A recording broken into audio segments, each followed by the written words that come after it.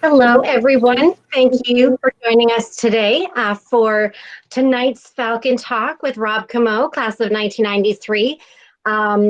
This is a fairly new event, if you will, virtual event from the Alumni Association.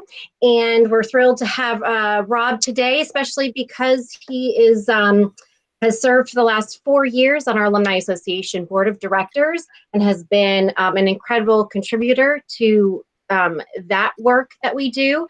And we're so excited to have him join us all the way from California. The beauty of these virtual events is that people can join from wherever you are. And so we hope to be able to engage alumni from farther reaches of the globe through these events. So thank you so much for joining us. I am Emily Austin Bruns, and I'm the I'm the Director of Alumni Relations at Fitchburg State. And now, with no further ado, I am going to throw it over to Amy Riley, also class of 1993, who will introduce herself, and our guest speaker today, Rob Comeau. Thanks, Emily. I'm Amy Riley. I was in photography with Rob for our 4 years in college, and we became very close, and we both went off and did photography. I was a wedding photographer for over 24 years, and then got out of it probably in the last 8 or 9 years. It became too much like combat photography, but it was a good run here on Cape Cod. But Rob's still doing photography, and he's doing awesome. From hanging out of a helicopter or on a cruise ship or in a classroom, he is still living his passion. And I hope you guys will help me welcome Rob tonight, and I'm excited to hear what he has to say. My friend Rob Comeau. Thank you, Amy and Emily, for your kind introductions.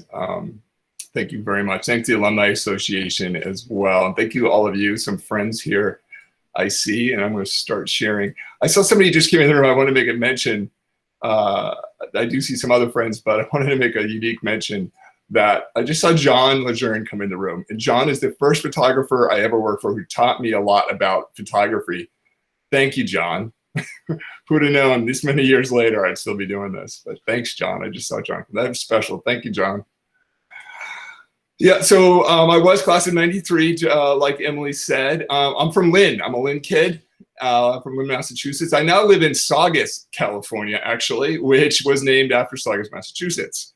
So I'm 3,000 miles almost from home living in Saugus. And Lynn was actually part of Saugus at one point. It was settled, Saugus, California was settled by Henry Newhall, who was from Saugus, Massachusetts.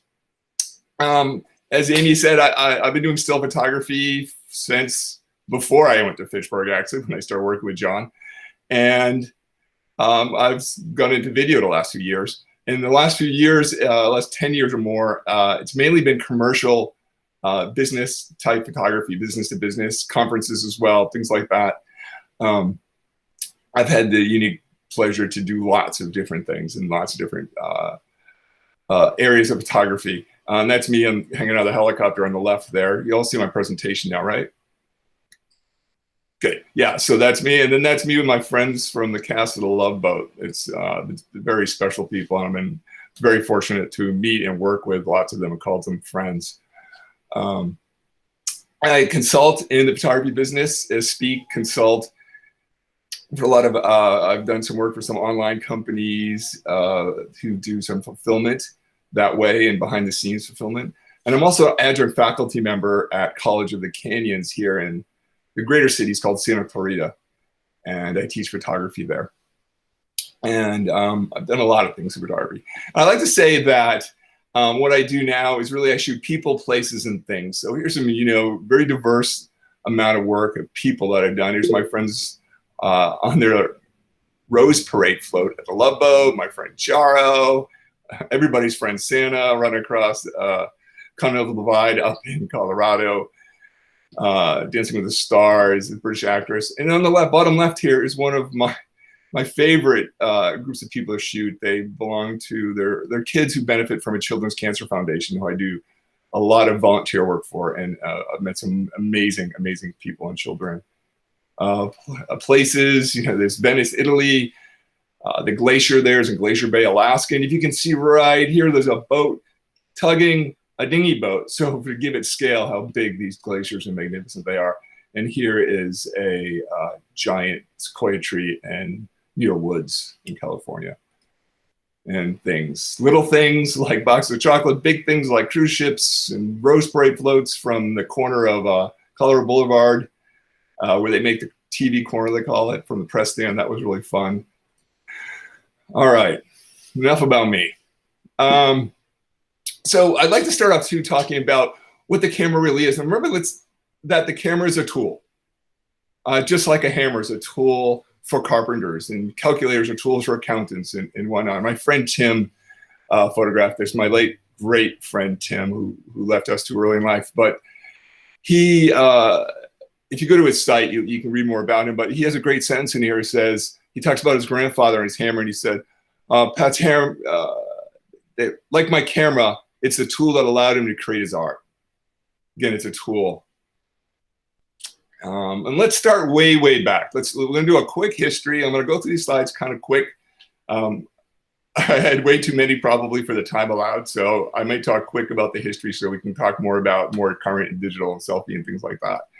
So let's start 40,000 years ago, right? Well, how do we communicate? What kind of art was it? There were cave paintings by the cavemen, and you can see here, it looks like the story might have been, 3, 4, 5 turkeys were walking through the woods, right?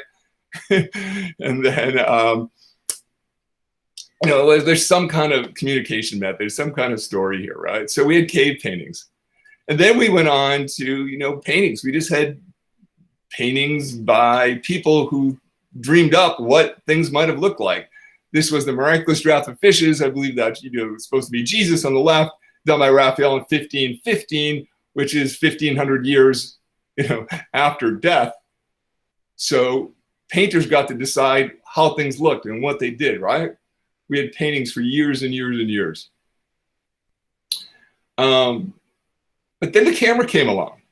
And the camera's been on for a very long time. It was called the camera Obscura, is what it was called to start. And the camera Obscura is a darkened enclosure having an aperture, which is a hole, provided with a lens on top, which light from the external objects enters to form an image of the objects on the opposite surface. And what that looks like is this. And this camera was used kind of for painters to cheat, really.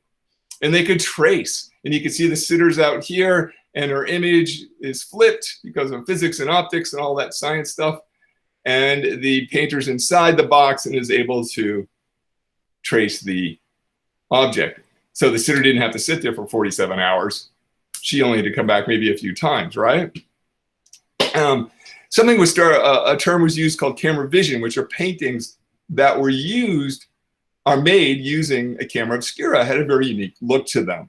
Directional light, unusual cropping, more like you would see in a more of a current day photograph. Rembrandt was said to have used them as well. And we started seeing lots of self-portraits done as well. And, we're here to talk about selfies a little bit, was in the title of our talk today. So I want to include a lot of self-portraits. Self-portraits have been around since painting's been around, right? Rembrandt is very famous for doing lots of them, and he developed his own style of lighting called Rembrandt lighting, which is shown here even, with the light coming high and from one side. And it's a photography term we use today, Rembrandt lighting. Lucas Maris is a modern multimedia artist, photographer. He says, the selfie mentality demonstrates a very aggressive behavior. It's like going to a museum and saying, screw the Rembrandt. So there's a lot of different schools of thought on what the value of selfies and digital and our phones are today.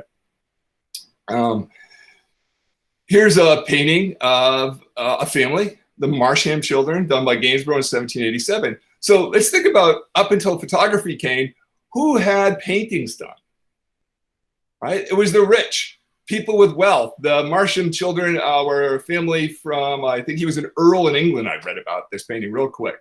Kind of like Downton Abbey. I think he was an earl, right? So they had money, they had means. But if you didn't have money and means, you didn't get paintings of your family, of yourself. It just wasn't going to happen. Also, in painting, we had to paint scenes of war, scenes from the Revolution, scenes from the medieval wars, right? And they're very romantic images. Washington crossing the Delaware, right? 1775, Christmas night, right? Does anybody know who painted this or when it was painted? It was done by Emmanuel Lutz. And look at the date, 1851. This was painted in 1851, 75 years after the fact. Lutz wasn't even born yet. He was born 40 years after that happened. This painting's in the Met. If you've ever seen it, it is miraculous. It's gigantic. It's 149 by 255 inches. But let's look at this real quick. Here's Lutz's interpretation of this painting. And the history says that evening, that it was about 11 o'clock by the time they got on the river, there was a nor'easter, blowing winds, rain, sleet, you know, all of that snow in their face. Now let's look at this picture. It looks like to me a Polo Ralph Lauren ad, right? George is up in the front looking in his best blue coat, and everybody here is dressed really well and handsome. It looks like an ad right out of GQ to me. They don't look like people who are miserable at 11 o'clock at night. There's a lot of light for 11 o'clock at night in 1775 as well. But it's artist interpretation. They had the freedom to do that as painters. They didn't have to be there. Heck, they didn't even have to be born yet. All right. So one thing that did come along in the late 1700s and was popular until the mid 1800s were things called silhouettes. And this kind of trickled down. People with less means were able to get these likenesses done of themselves and their family members. But, you know, it could have been kind of hard to figure out who was who sometimes. Well, is that Aunt Mary or is that Uncle Frank? You know, who is that? Oh, no, that's Aunt Mary and that's Uncle Frank, right? We don't know. Historic figures got them as well. Alexander Hamilton, I know he's popular right now. Everybody watch on Friday night on Disney, but Hamilton got silhouette. And if you, the posters, advertisements for Hamilton is done in a silhouette as well. So this helped democratize a little bit, but up until the photography was invented, this is what we had. Paintings, silhouettes, and the like. All right. In 1826, Nicéphore Niepce, that's hard to say, took the first photograph. And I did some math. That's 39,806 years, give or take a few, after the cave paintings. So we went 40,000 years without photography. How long do you think this photograph took to take once you push the button? 8 hours. This was called an 8-hour exposure. He set the camera down on his windowsill, pointed it out the window, and heck, he probably went to his other job, you know, he had dinner, things like that. Then he came back and he was able to stop the exposure. 8 hours in 1826. 39,806 years later. 178 years later, we've got Facebook. 178 years after the invention of photography, the first photograph. 181 years later, we have our first iPhone. And 184 years later, after that first invention, we have Instagram. So think about 184 years from the invention of photography to Instagram and the iPhones. That's not even a rounding error in 40,000 years. It took 39,000 years to get to that point of photography. And now within 200 years, let's round it off, we've got digital cameras in our hand. The advancement of technology has been amazing. Some different things happening, some different portraits, self-portraits.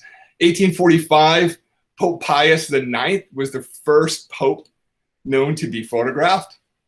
Let's fast forward. I'm going to do that throughout the presentation. I'm going to kind of show you some modern examples versus some of these historic examples, right? 2005, the election of the Pope. It's 159 years after the first photograph of Pope. And we see these people, but look what happens 167 years later, only about, what is that, 8 years after the 2005, look at the number of phones being held up and cameras in the same spot in the new election of the Pope. You can see a couple people, there's a guy here in the corner on the top one with a flip phone, he's an early adopter, right? There's a couple over here, down here, everybody's got something in their hand and has it up. Technology is advancing amazingly fast and letting us use this tool. 168 years later, after the first Pope photograph, here we have the Pope doing selfies with his people. Amazing, amazing timeline. So let's go back a little bit to our definitions. What is photography? Photography is the process of fixing an image on a light-sensitive material via a mechanical process. The mechanical process happens with the camera. There's a light-sensitive substrate in the back of the camera. In the early cameras, we call them the camera obscura. And it forms an image when exposed. And that image that we can't see, it's called a latent image. This image is not yet visible. And we need some kind of chemical development to occur to reveal that visible image and then make it stay. Before 1826, there was a lot of experiments with people who were able to expose light-sensitive material to different objects in the sun, and it would turn black, but it would all turn black. And they weren't able to stop that process. But Niepce was able to find a way to do that in 1826, right? It took a while, and Niepce had died in the early 1830s, and one of his assistants, Daguerre, took over the science on this. And he invented a process called the Daguerreotype, named it after himself. You know, why not, right? And the Daguerreotype was done on a highly polished copper or silver plate. It was exposed to chemicals after the photograph was taken to develop that latent image and then fix, what we call fix that image. So it didn't go away. It didn't disappear or turn all black. It created a positive, right? Positive meaning you took a picture, that's what he got. It was only one. If you wanted to take another, if you wanted another copy of that photograph, he would have to take it again.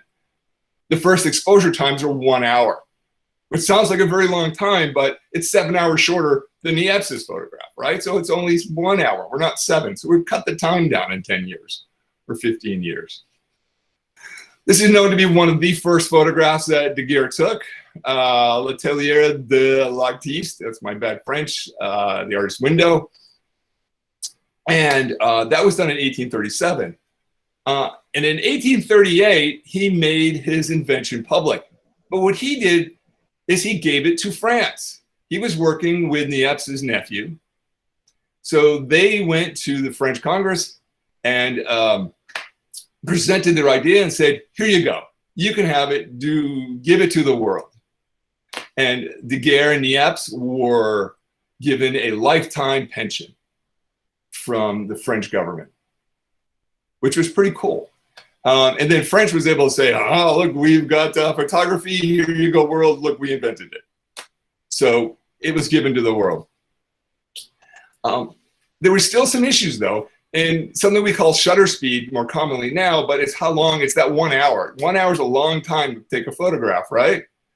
Today, if you say we have times of, even if we had times of say a half a second, that's like a lifetime exposure time for a photographer in today's world. We do things like 1/1000th, 1/5000th of a second to stop action and freeze action. Slower shutter speeds blur action. Here's an early, the first exposure table for daguerreotypes, and it was based on weather. And I'm sure you may not be able to see in your screen because it's pretty small type, but it talks up here the time of day, and on the left side here is the weather. And you know, it was a 5-minute exposure when very bright sunny days. So on dark rainy days, photographers didn't have to work. And they had, I guess what they call banker's hours, right? 9 to 4, 9 to 5, because when it was dark, they couldn't work. Their studios were often on the top of buildings. So they had skylight windows, lots of windows, because they needed the natural light. We didn't have electricity, we had candlelight. This is a significant photograph that Daguerre takes in 1838 because it's the first photograph where we see people. And right where the arrow is, there is a man getting his shoe shined. And you can see his foot up on the stool there, and there's the shoe shiner.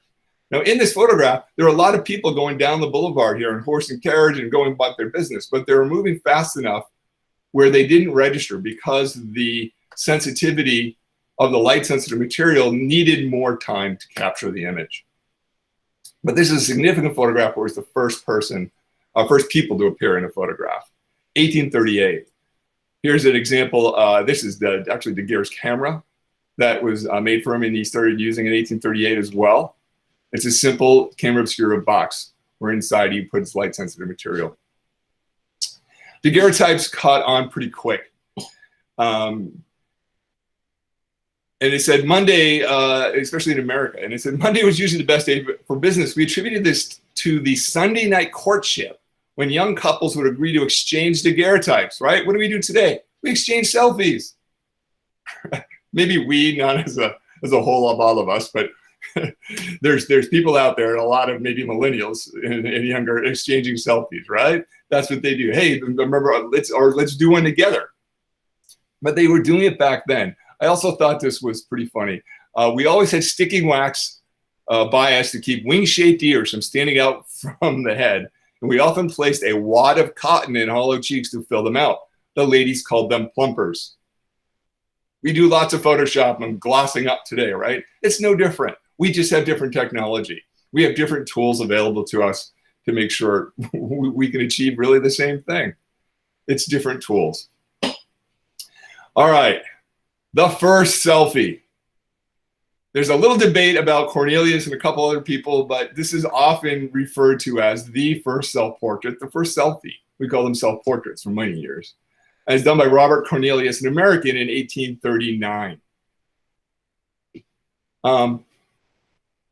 That dispels the myth that Paris Hilton seems to think that she invented the selfie in 2006 with Britney Spears. And it's right here from her Twitter page. It says 11 years ago, me and Britney, I should say Britney and I, right, invented the selfie. 168 years. They're 160 years late with that. I like quotes. You can see a lot of quotes. Baudelaire, the poet, was not a big fan of photography. From that moment onwards, our lonesome society rushed like narcissus to contemplate its trivial image on a metallic plate, a form of lunacy. An extraordinary phantasm took hold of these new sun worshippers. I'll refer quickly back to that shot. Daguerreotypes were very popular, and when the when the exposure times were able to get quicker, they became very popular for portraits, and they democratized portrait photography, portrait work. Right? Again, you didn't need to spend thousands or be very rich to have your portrait painted. It now brought it down to, say, maybe the middle class who was able to get a portrait done. Daguerreotypes were kept in lockets like this, and they were mirror-like. You had to kind of tip them a little bit to see them, but they were very sharp. It was an exact image. Can you imagine going from nothing to that? It's mind-blowing. It's almost, it's magical and mystical, sorcerer-like to the people of that time. Americans improved the process greatly. They increased the plate sensitivities. And from then until now, it's been the continuous battle of sensitivity of the light sensitive material. How long that exposure time needs to be. How dark an area we can actually photograph in the shortest amount of exposure. People ask me all the time, well, what's this great thing about this camera? You know, what whiz bang thing do you like, or what feature? And I think the greatest thing that's happened in digital photography in the last 10 years, if not more, has been the ability to make them more and more light sensitive. These chips, these sensors inside of the camera, be more and more light sensitive. And what we can photograph, where we can photograph in the light conditions is amazing compared to when I started in photography and we used film. This is an American improvement on a daguerreotype camera, the first patent. And because exposure times were so slow, when you sat in the studio, you often had to have your head resting on iron bar to keep it still, because 1 minute, 2 minutes, let's, open your eyes and stare at your screen for 10 seconds without blinking or moving. It's not easy. You had to do it now for 5 or 10 minutes back then. And you can see the windows behind the photographer in the studio, probably more on the top floor. Daguerreotypes were used also to document science. This one's actually from Mass General Hospital, an operating room. Nobody's wearing masks. You can see that. Also, photographs of children are really hard, right? Children don't sit still for a second. So mothers often sat behind them. And these crack me up, these photographs. It's like, I get that. Put a drape over the mom so we don't see her. But why make her look like a referee in stripes? Did he not have a black? Dogs. Mark says dogs are hard to photograph. Absolutely. But you know, why did they use a black? Or look at this one. It's very scary. It looks like the boogeyman's coming down. You know, all it's missing is the newspaper with the date. It looks like she's been kidnapped. They did get better at it. Negatives and positives. Okay, we whizzed through daguerreotypes. It's a positive process, much like a Polaroid. And we'll talk about Polaroid in a little bit, right? You get one. You want another one, you have to take another photograph. Around the same time, there was somebody working on the negative positive process, right? We have a negative, we turn it into a positive. Well, a man called Henry Fox Talbot in England, around the same time as Daguerre, was inventing a photography process, fixing these images. But what he was getting was a negative. And he realized when he gets a negative and he re-exposes that to the light-sensitive material, he would get a positive from it. And it was presented, and when Daguerre presented first in early 1838, and then in a rush, because of didn't want to be upstaged, he needed to also present his work that year. And later in 1838, he presents it to the world, his invention. But there's a big difference. There's a big difference. Let me back up, I'm sorry. So this is the first negative he took. This is the first negative known in 1835, done by Henry Fox Talbot. And you can see the negative on the left here, and he resulting positive. And this is the window today. You can visit that site. It's a bit of a holy shrine for geeky photographers like me. I've not been, but I've had friends who have.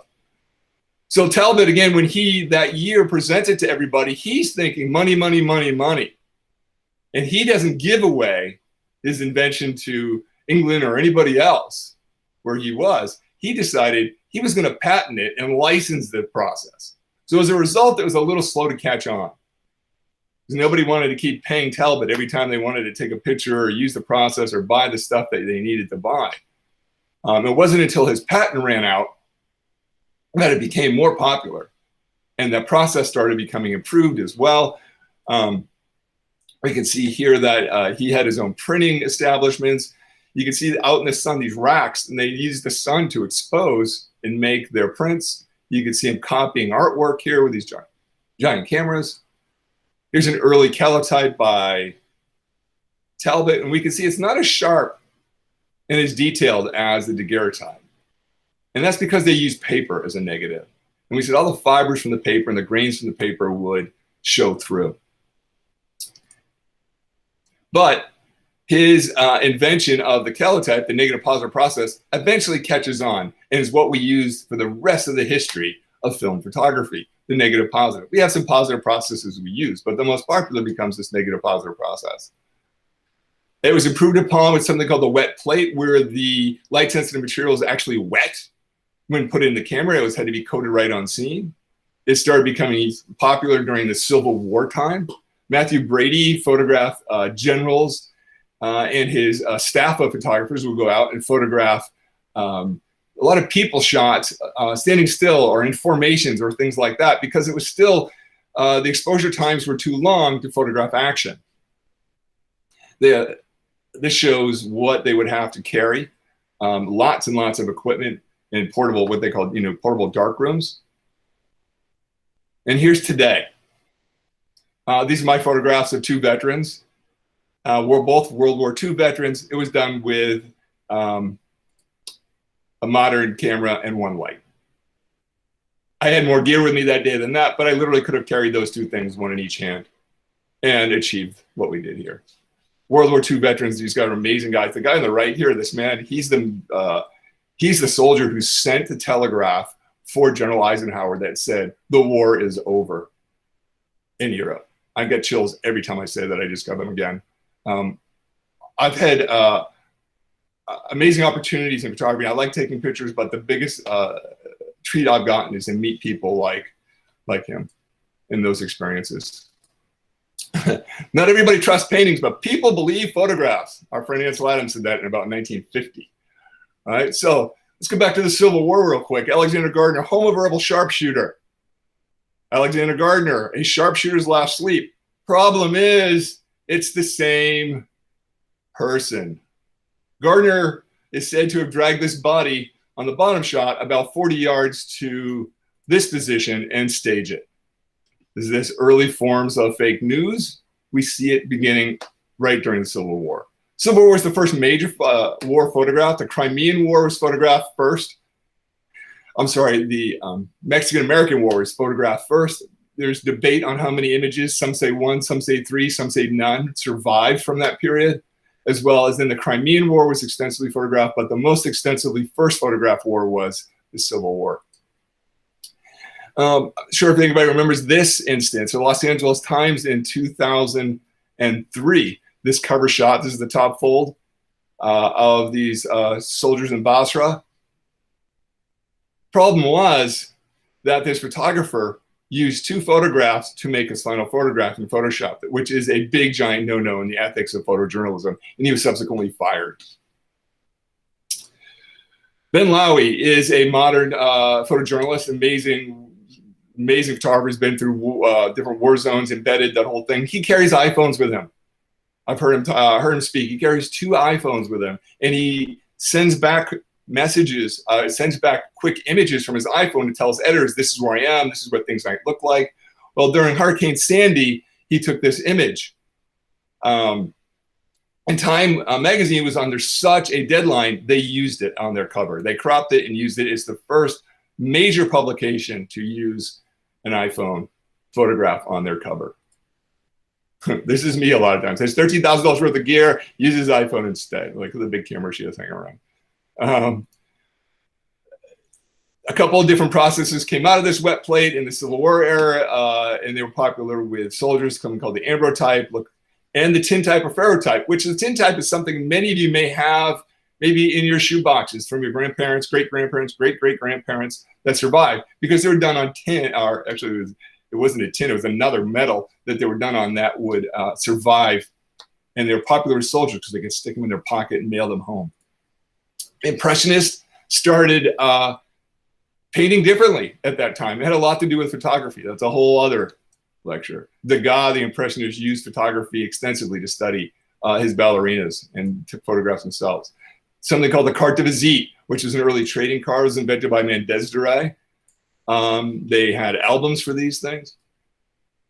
Photography is an additional opportunity to see the world. More quotes. Beaumont Newhall, who's from Lynn, Massachusetts, by the way. He was the first photo historian and curator at Museum of Modern Art and also at the George Eastman House. So if I show you this photograph, I show this to my students a lot. And I say, who knows where this is? And everybody says, Sydney, Sydney. And then I said, well, raise your hand if you've been to Sydney. And maybe one student per class, maybe each semester, has actually raised their, said, I've been there. So, well, how do you know about this? And they say, well, I've seen it in pictures. I've seen it in magazines. I've seen it in books. The last couple of years, interestingly, the students say, we saw it on Nemo. So it shows a shift in the generations and where they're getting. But, photography is starting to show the world what's out there. You've heard about these things, right? So we've heard about these pyramids in Egypt, but, we don't believe we may have seen paintings if we were able to get to a museum to see paintings. Right? If you're out in the middle of nowhere and working on a farm, you don't get to the museums. You don't see this stuff unless you're metropolitan. More people were rural back in the 1800s, right? So Francis Firth in the 1860s, one of the first to photograph, he was the first known to photograph the pyramids of Egypt. And you can see people, he used to put people in the shots for scale. Meanwhile, someone on vacation taking selfies at the pyramids. Look, same spot. Landscapes, Beardstadt, Yosemite Valley, 1865 paintings. You might see this painting and go, no way does it look like that. It's not that big and amazing. If you've been to Yosemite, it's an experience the first time you walk and drive into the valley. It's amazing. Right? Carlton Watkins did it in 1878, 1881. In that time frame, he had a 75-pound view camera, glass plates, chemical developing things. He needed a horse and buggy and mules to pull him in from San Francisco to Yosemite, no paved roads. He did all that, hiked up and did it. Ansel Adams, we all probably heard of Ansel Adams, right? 1945, takes the same shot, right? Yosemite Valley thunderstorm. He does it in his early Woody station wagon with a mount on top. Here we go again, color shot now of Yosemite Valley, more modern, right? Done in 2013 with my iPhone. Pulled it out of my pocket. And there, I put a selfie, and this was on a different trip a year later in a different spot looking over where Half Dome is, but I don't take many selfies. This is one of the first I actually took and posted. And And this is actually appropriately called Watkins Mountain, taken with my cell phone that day I was in the valley on the floor. Watkins Mountain, named after Carlton Watkins. All right. Eastman Kodak, right? The George Eastman Company, founded by George Eastman in Rochester, New York. He is a visionary in the photography business. He was able to figure out a way, and I am really rushing through this and making it short, to put a camera in everybody's hands. And he used it called the Kodak #1. It was $25. It came loaded with 100 shots inside and on a paper negatives. And when you were done photographing, you mailed it back to Kodak. They unloaded it, developed all your film, and sent it back to you with 100 more shots in it. Truly starts democratizing photography. We're starting out to make photography an everyday affair, to make the camera as convenient as a pencil. Everybody has one of these. More people have these than they have pencils now, I'd say. Easy to use. You push the button, we do the rest. Instantaneous pictures. It eventually, around 1900, so this was in 1888, he did this in 1900. He changes the name, calls it a brownie, markets it more to children, and costs $1. And then you could also start loading film at home and just sending them the film and not the camera. Here's George Eastman with a photograph taken of him holding one of his cameras. Look, this is a vacation without a Kodak is a vacation wasted. Right? Who goes on vacation without this? And who's on vacation? You see people constantly using this. Now, here's where it gets really similar, right? The snapshot, which was taken from a term, a shooting term, when you just took a quick shot with your guns without aiming much. You just kind of pointed in one direction and took a shot, right? But what the Kodak did was started this revolution of the snapshot. Any subject, informal framing, unexpected cropping, unbalanced composition, skewed horizontal lines, on and on, out of focus, double exposure, poor quality images, photographs taken without the consent of the subject. What does this sound like? Every day, right? Every day we're inundated with these images on social media. No different. We just have different tools. And now with the internet, we're able to disperse this information much further and quicker. I call all those bad photographs, it's like the burrito factor, right? We see people's lunch all day long and their dinner on Facebook and Instagram, and most of it's bad. So I call it the burrito factor. The snapshot. Look, they were doing just what we do, right? Pictures of dogs. You go on Instagram, there's 267.2 million photographs hashtag with the word dog. That doesn't count all the ones called dogs, Insta dogs, and all that. Look, boring pictures of the cow. But if you go on Instagram and look up cow, there's 4.3 million photographs, hashtag cow. Again, not plural in all the other instances. Here's some kids, right? We do that today. Kids is only 191 million. Let's go back. There were 267 million photographs more of dogs and only 91 million of kids posted. It shows you where some of our priorities are, I guess. Champs-Élysées in Paris, 74,000 posts of the Champs-Élysées. It's not different. There's a selfie. Somebody taking their selfie. It's not different. It's just different tools. Now we're to the turn of the century. This camera was used, I heard it was only used once. You can see the scale there. It was used to take this panoramic photograph and 1900.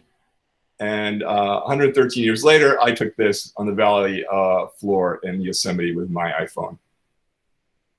Color and moving pictures, we're not going to talk about today, but it came to light in around 1900 as well. Photographs are starting to use with social movements. Louis Hine, I didn't have his name up there, sorry about that. Louis Hine took photographs of children who were in forced labor. And because of all his photography of these children, he got the rules changed for the Department of Labor and things like that, so that these children weren't working and they were going to school, and it became illegal for children to work in factories like this. 113 years later, again, social documentary type photography. I did this with my iPhone at a stoplight in Hollywood. Dorothea Lange, migrant mother taken to the Farm Security Agency, years pre-war World War II, and we see today on Instagram. This was just posted today. A mother with her children in need, receiving aid. It's not different, just different tools. Tools and we started getting around 1920-ish. Tools got smaller and easier to use. 35mm camera, which we're familiar with, 120 camera, which we were able to look down into and keep an eye on our subject at the same time. And certain professionals were still using larger view cameras, but these smaller cameras allow people to go more places and to do more things quicker. Edward Land, in Boston, invented the Polaroid. 1947, we see into the 1970s, the transformation of cameras. That's my actual first camera right there in 1970s. I got for Christmas when I was in the 5th grade. That's my first camera, and that's the actual camera. And now today, in 2020, you can sit your iPhone on the top of this machine and it push out a Polaroid. So it's forward, back, right? What was old is cool again, but we have to use modern technology in the mix. Magazines became instrumental in disseminating information and getting information in pictures and stories out to the masses. Magazines like Life and National Geographic did that, right? Then magazines take digital technology, and do you guys remember this, right? We use Photoshop in ways that are good and maybe not so good. All right, we're almost there. Selfies, more about selfies. This 2014, this selfie really revolutionized the selfie. This was at the time taken and shared, was the most shared photograph and tweet on Twitter in 2014. Selfie of the beautiful people at the Oscars, right? But people, again, have been doing this for years. Painters, Van Gogh did lots and lots of self-portraits. There he is without his ear on his way from the hospital. Frida Kahlo, extensive body of self-portrait work. And here's actually a photograph of her in 1926. And I include that because her father was a photographer and was very instrumental in her creative maturity. And you could see these in this portrait. You can see some other portraits that she painted and other self-portraits portraits her father took of her, how they influenced her paintings. Ansel Adams in 1958, also 1950 with a Polaroid. Look, that looks like he could have took it yesterday, just like we take today. 1965, Friedlander in the mirror. How many do we see of these every day? He actually had a whole book of self-portraits. A woman called Vivian Maier, whose work that's a whole other story, just discovered. 1968, did lots of self-portraits. The first book they published of her work was on self-portraits. Warhol, that should not say 1889, that should say 1963. He used a photo booth to take his first self-portraits. A photo booth at the store, remember you put a couple of quarters in and they spit out the pictures, he did 4 poses, and then he used that to make this. In 1986, he used this photograph, used the Polaroid to make photographs. He would have loved this. He would have loved social media, I think. Robert Mapplethorpe, very famous photographer, did lots of self-portraits in 1988, right before he died of AIDS, unfortunately. Chuck Close was a photorealist. This is actually, I put this shot in so you can see it for scale. This is a self-portrait. That was actually done, that's not a photograph, that's actually drawn. And then on the right, he used Polaroids, multiple Polaroids to do self-portraits. Modern photographers, one of my favorite, and a Fitchburg alum who Amy and I went to school with, Andrea Jenkins Wallace, excuse me, 2013, 2014, self-portraits. They're very important in her work. Check out her Instagram site. It's amazing. The snapshots that she takes are works of art. Her friend and mine, Roddy McInnes, did lots and lots of self-portraits in his work. For years, he's been doing them. Check out his site as well. It's amazing. His Instagram site, his website. And I would be remiss if I didn't include myself in one of my first self-portraits, probably around 1987, 1988.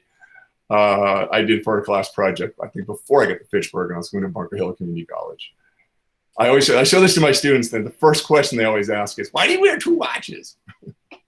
I'd explain that's what we did. And my Instagram site. More selfies that I thought were funny. Evidently 2014 was a big year for selfies because I was looking for the Ellen photograph in 2014 and I happened to find all these other ones. The Dalai Lama, one with the Queen. That's a pretty good selfie there. Dalai Lama, Queen. The smiling camel. There's a whole bunch with the smiling camels. Evidently camels like selfies. That's pretty cool. I mean, that's hard to beat, right? This is on the Eiffel Tower on a glass floor looking down. Anyway, I rushed through. How am I doing on time? Pretty good. So thank you. Just a couple more things about myself. I'll be teaching a class at Anderson for Anderson Ranch online this summer called Mastering Lights, more of an advanced photography class. You can go to AndersonRanch.com and find out more about that. Also include the link in the chat for that page as well.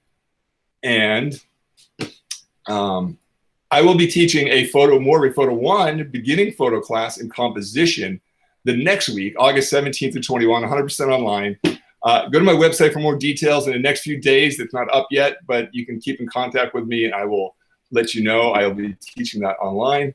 I'm a speaker, consultant, teacher, like I said, photography. I can speak on retail, sales, and customer service. I put my information in the chat at the start. I'll put it there again. And you can call, email me anytime you'd like. Oh, and I want to give you one more bit of statistics before we finish and leave some time for questions. And I just got these, and I was looking for some, and all the data was old, and I wasn't going to give you any. And a friend from Massachusetts actually runs a data company. Did send this to me, and he said that these are amazing statistics. Over 1 trillion photos are taken now every year, 1 trillion. And in 2019, they estimate that 1.33 trillion photos were taken globally. In the last 130 plus years of film photography, they estimate that only 1.6 trillion film photos are taken. So every year we take more photographs now than were taken in the entire history of film photography. It's amazing what we're doing. The amazing part is that we're able to share these and share this information. Some of it good, some of it bad, some of it for social change, some of it for enjoyment, lots for education. But it's that speed where I can take a picture of my screen right now with all of you and beam it to my friends around the world instantaneously. It's that speed to market. Using Facebook. Facebook has 2.5 billion users. It would be the largest country in the world, I think, is the statistic, if it was a country. Instagram has 1 billion users, 100 million photos uploaded every day. Facebook's the largest depository of photographs now in the world. Has been for years. 350 million photos are all uploaded.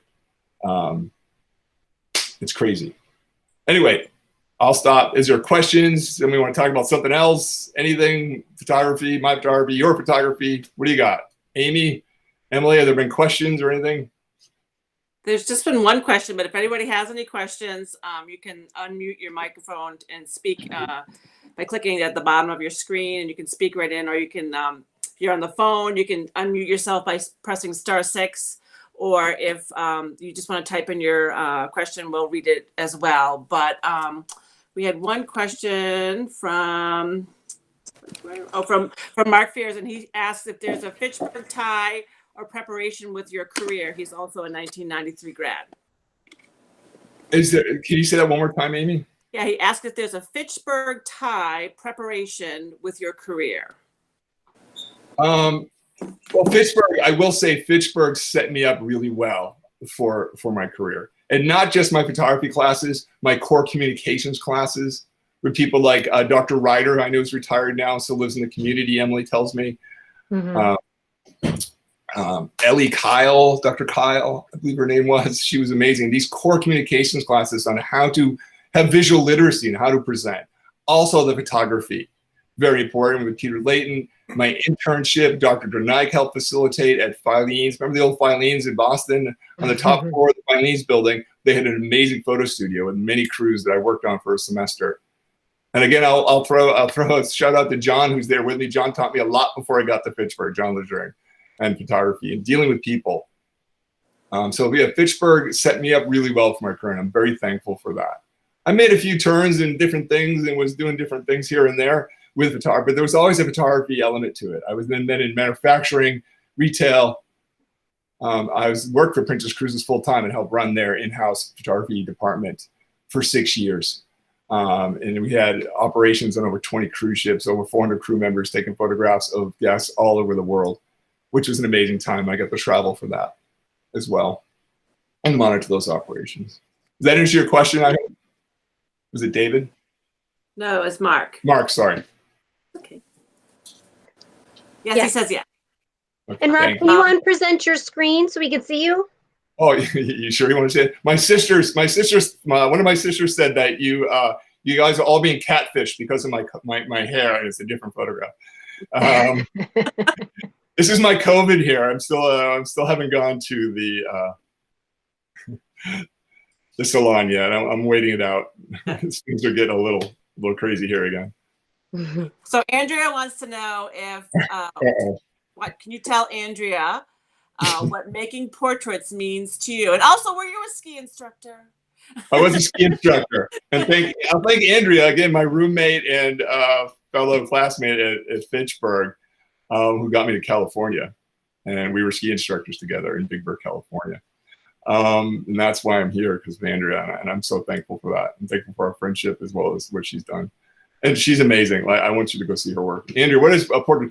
I love portraits. I love the connection with people when I shoot portraits. I enjoy portraits as much as I love hanging out at helicopters and doing that. I love shooting pictures of people and learning about people and learning their story and learning about things, whether it's those veterans. You know, I got to meet these guys who fought in World War II. I got to meet the guy who was the telegraph operator, and then sit and listen to his story and the things they have to say and what people have to offer. You know, it's all a better world when we get to meet people and listen to their stories and talk to them. You know, some of my favorite photographs are, like I said, are these kids who've had cancer, have cancer, battling cancer. They're amazing. They're amazing kids. And I'm so fortunate to be able to photograph them and photograph anybody. It's a personal thing, taking your portrait. I'm taking a moment of your time. I'm capturing your image. It's a very personal experience, and I'm happy to be able to provide that. And some people are nothing makes me happier than when somebody says, "Oh my gosh, I love that portrait." I'm not bragging. It's just that, you know, they've done a good job, and their self-confidence. Most people's self-confidence in taking photographs. And I would say now, past the millennial generation, maybe their self-confidence in taking photographs is not very high, and you can kind of talk that person off the ledge and get a great photograph of them. It's really special. It means a lot. I just did a few graduation photos for people, portraits of their kids, because everything going on, they got minimal photographs of their kids graduating and things like that around here. So I've got parents who they were ecstatic that they had this photograph, and it's a good feeling to know that, you know, you're making them happy doing that. And that's what I can do. That's what I can provide. I can't fix your car. I can't fix your water heater, but I can take a photograph for you. You know, does that answer your question, Ms. Wallace? She's got some follow-ups too. Oh, goodness. I can imagine. You've seen and done so much. Do you have an all-time favorite photo that you've taken? I don't have my all-time favorite photo, but I have. Let me see if I can share this with you. I have a hard time with that, saying I have a famous photo. I'm sorry, a favorite photo. But can you see the photograph of the little boy? Did he come up? It's just thumbnails. Thumbnails. Let me see if I can make those a little bigger. Here's a whole group of pictures of these kids I was talking about, and I think they're my favorites. You know, to be able to take photographs of these kids. They are great. They're amazing children. Unfortunately, some of them have passed, but their families cherish these, and I feel so privileged to be able to help them out and to give them something that they love and that they'll have forever. Unfortunately, she's passed, that little girl. This is my friend Nick. I know them personally, and unfortunately, he's passed. But, you know, they have these. There's Nikki again, and I love seeing these kids grow up. Photographed some of these kids over the past 10 years, and I've seen them grow up, and it's amazing to see how well they're doing and to grow up and be healthy. This girl now is completely healthy, grown up. This is at least 6 or 7 years old. She's got big blonde curly hair, big blue eyes. She's gorgeous and happy little kid. But that's my favorite. It's just a group of photographs, I guess. And what advice would you give to a student who wants to make a career in photography today, as opposed to when you were starting out? Oh, great question. I have a couple of answers. The first thing I usually say, and I was actually telling my son this last night, stay out of debt because you need to work cheap. Unfortunately, you need to work. I'm not saying you should work for free, and that's a whole other discussion. I'm not a big fan of being taken advantage of, or students being taken advantage of for their expertise. But keep your expenses low so that you can take jobs and you can move around and you can do the things you need to do to advance your career. And two, you need these days you need to know video, you need to know graphic design, and don't forget these core communications classes, how to communicate with people, how to write emails. You know, all the business stuff's important as well. And that's what I loved about our communications department at Fitchburg. I said it when I was there. I said, these courses are fantastic. Why isn't the business and marketing students in class with us? They need these things too. Because they were amazing. Again, I go back to Dr. Denike. I'll keep going. I'm sorry, Dr. Ryder. I'll keep going back to him. And his classes were just amazing on how to communicate in the business and or the personal world. All that stuff's important, not just how to take and push the button. Cartier-Bresson says, I didn't put his quotes in. He has the best quotes. He says, "It doesn't take much brains to be a photographer." And then maybe that's why I ended up a photographer. Oh, stop. I'm doing pretty good at it. So, yeah, you sure are.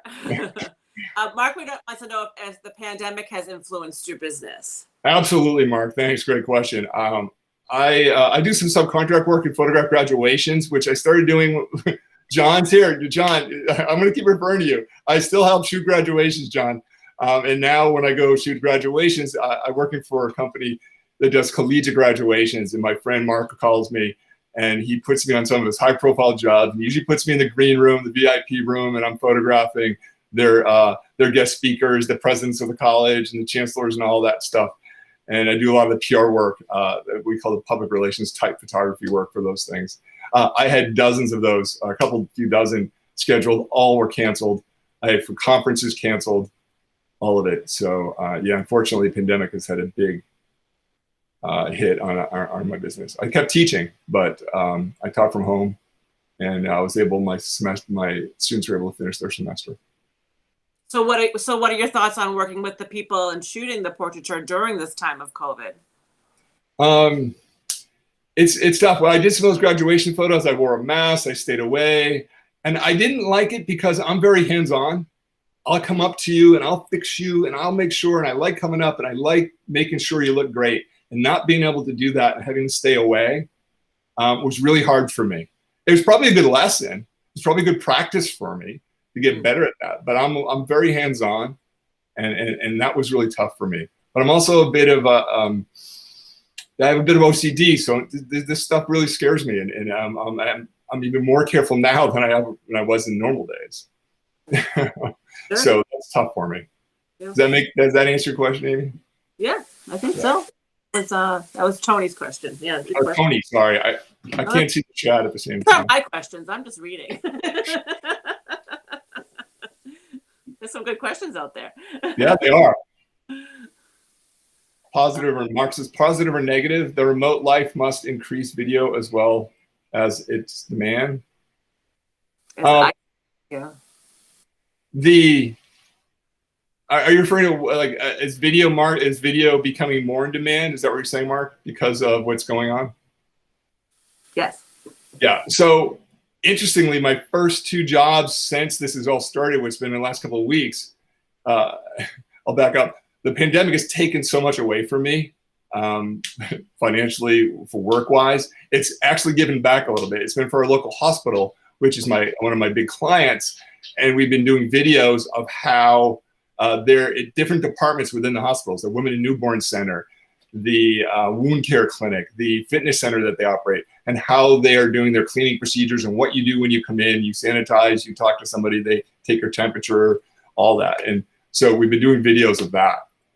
I was hoping for more, but I think that's going to start catching on, Mark. I think you're exactly right. I think there are people doing lots more video work as a result. And the video conferencing is something it seems to be it's going to be very new, and I think a lot more people are going to be doing, and hopefully corporations are going to want help in how to set up better video conferencing and to look better. Be a free tip for the day. Make sure there's light on you. Most of you look pretty good here, actually. You have light on you. Make sure there's light on you and not behind you at your back. Same thing when you're taking your selfie. When you're taking your selfie, make sure there's light on you and not on your back, coming from behind. So you're all black and you look like one of those silhouettes from 1800 or 1790s, 1800, right? You want light on you to light you up. That's great. Rob, at the beginning of all this, I think maybe you and I had even talked about how, because everything was going virtually, our expectations, our standards for, video and photography have kind of lessened, because now we're all used to, not being in business clothes, like we're business casual at best, if not like super duper casual, things like that. And so do you see, do you see things coming back? I don't think anybody can take a photo. I certainly cannot do what you do. I will try, but I think, you will certainly capture a better photo than I every time. So, I think, do you think that, are we going to lose any of that artistic sense, with COVID-19? I don't think it's just COVID-19. That's an excellent point, Emily. I think, and this is Rob's view, and there's opposing views. And I had a discussion with my boss at the college, and I'll tell you what she said, that the internet, Instagram, Facebook, has really brought our level down of what is good enough out there. What I saw something today. I just saw something about 20 minutes before this started. On a major publication in the cruise industry that used a photograph of a ship, and it was all tilted, and used that in its big LinkedIn ad for the article. And I went to the article, and it was the feature, it was the header on the article. I was thinking, there's so many great photographs out there, not mine, but everybody's that shoots cruise ships. How did they use this one? It looks like somebody with a phone who didn't know what they were doing just took a snap, and they'd use that. So it seems to have come down a bit, and sometimes a lot. That burrito factor I talk about to my students. What's the level of acceptance? And now with COVID-19, it may have exasperated that a bit. It's okay to just have that, bad lighting behind you and all this. And I understand. I'm not, people that don't know photography or don't study it like I did or work in it, they don't understand how that all works. That's okay. I get that. I absolutely get that. But is it going to become acceptable? Yeah, it saddens me a bit. That comes with my kind of perfectionist certain thing, OCD, title. And it's my mom and me. My mom was one of my best teachers in photography. Really, it's about how to look right and how to button up and how to fix yourself up, right? The mom, I don't do that to my friends, but your mother would fix your hair, right, or rub that stuff off of you. We use makeup sponges and brushes now, but yeah. So is it acceptable? Yeah, I hope not, but I understand relaxing certain things. Does that make sense? So my boss at COC, she's amazing. Her name's Wendy Brill-Wynkoop, and she said that she sees where a lot of stuff on Instagram and Facebook and whatnot with the younger generation is getting really better to some degree, because they're seeing so many good images every day. And there are lots of really good images on Instagram and Facebook and whatnot. And these influencers on Instagram, they're better and better photography. Now, they make everybody think that somebody they went like this and took a quick one, or they gave it to their friend and took a quick iPhone. Much of it is very staged and set up, and they're great photographs. They're wonderful. But people are thinking, that these are, the rest of the millennials or kids are thinking, hey, these were taken with somebody's phone. Why can't I do that? And then they strive to be better and to emulate that. That's a good thing. So there's some of both.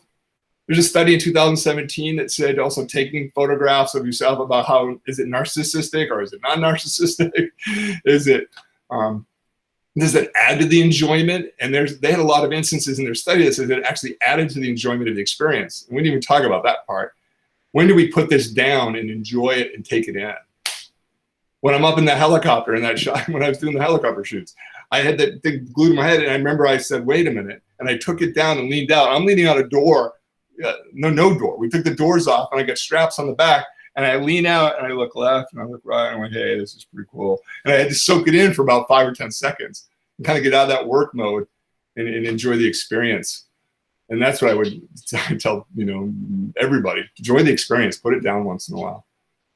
And I have a hard time doing that, but I'm glad when I'm told, you know, my wife will say, would you put the camera down? I'm like, yeah, good idea. And then I enjoy what's going on. Wow. Anybody else? I have a question. So that now, do you see, like, now we're creating so many images, but we're not printing them, and we're not really passing those images down for generations. I mean, do you see that in future to be kind of a loss of your heritage or your history? Or yeah, it could be. It's a real danger. There's an organization, they used to be called they're called the photo managers now, and they're kind of a home business, but they're these people all over the United States and over the world now, and they help you organize all your old stuff, and they help you organize your new stuff. They used to be called professional photo organizers. Now they're called the photo managers, and they're also now related to, say, these organizers that go in and organize your home. And like those, the extreme example is, you ever watch the show Hoarders, right? And you see those experts who come in. Some of those people, and actually I know one of them because I was like, I know her. She's one of the photo managers. Well, she actually will help you kind of organize your photos and to make sure you're keeping them the right way. The best way to archive your photographs is to print them. I'm glad you asked that question, because my friend Ed and David Lee and David Hauser from Massachusetts, from the Rise Above Research is their new company. In that data that he sent me, but literally a half hour before this presentation started, they sent me this great information. It said under 5% of the photos taken in the past decade have been printed. 8.6 trillion photographs have been taken in the last decade, and they're estimating that under 5% of them have been printed. Where will they all go? What happens when this falls in the toilet and they're not backed up in the cloud? Or everything on your hard drive explodes? Mine was stolen. I don't have my pictures, so yeah, I get it. Yeah. My phone was stolen. That's my advice to consumers: is print your pictures, make photo books. Photo books are my favorite modern photography product. Is a photo book. You can make photo books for anything, and you put all your vacations. You make them year by year. You can take. We did this. My mother and father-in-law's 50th anniversary, and I tell everybody they should do this. We scanned their wedding album, which was this, this thick, and it was giant, right? This from the 1960s. It was black and white. It was gorgeous. I had all of it scanned in these very high-res scans, and I made a photo book, which was about this thick. As a result, hold on, I have it right here because hold on one sec. I want to jump up. I want to show you.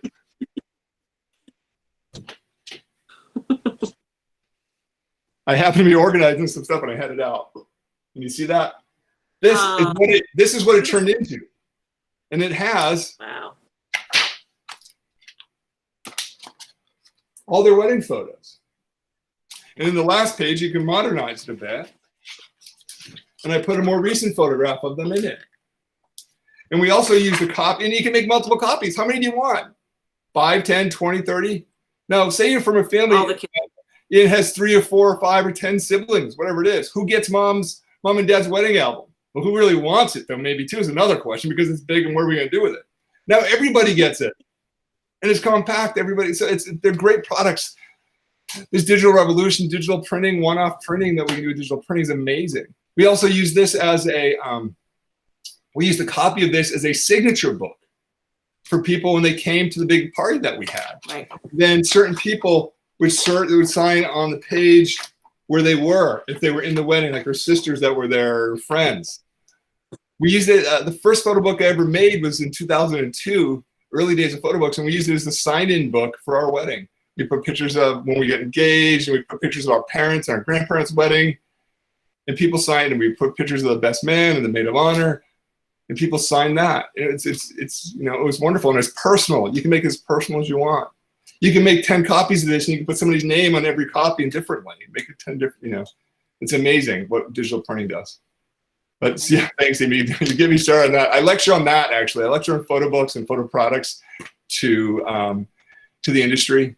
For industry associations, I've done that, and done some consulting for companies who do photo books and products and canvas and you name it.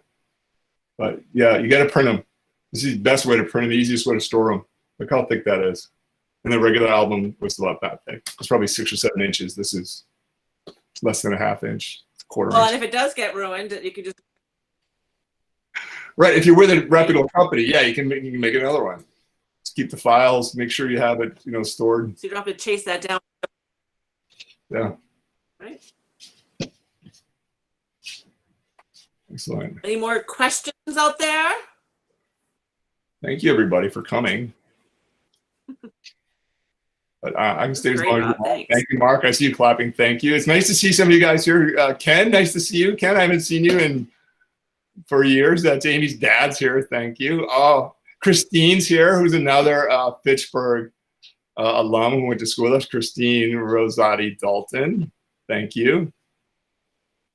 I don't know some of you, but thank you very much for coming. Donald, Jeffrey, Tanya, Tony, thank you so much. Keegan's here, Amy's son, thank you. Somebody's on the phone, 413 number. Thank you, everybody. I really appreciate it. I love doing this. I can talk on this stuff forever.